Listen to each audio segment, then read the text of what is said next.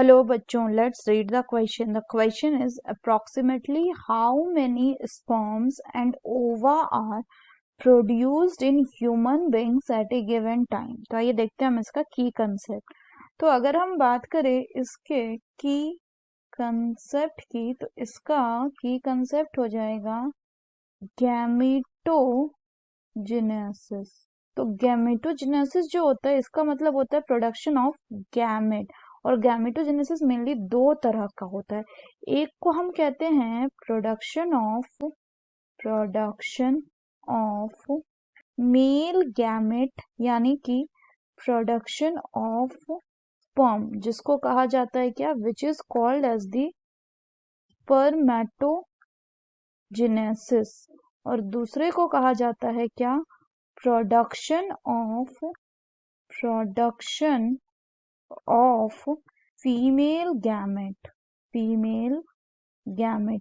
यानी कि production of the ova. This process is called as oogenesis.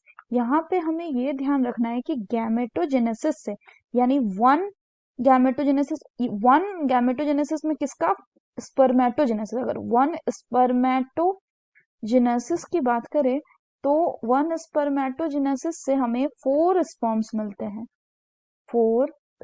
मिलते हैं. किससे, from one sperm mother cell. वहीं अगर हम oogenesis की बात करें तो यहाँ पे वन उगोनिया मदर सेल से क्या मिलता है, सिर्फ वन ओवम ही मिलता है एक टाइम पे. ऐसे अगर हम बोला जाए तो ह्यूमन फीमेल जो है, तो in case of the human female, each month क्या होता है कि ईच ओवरी से एक सिंगल ओवम का रिलीज होता है. ओवम जो है ये रिलीज होता है.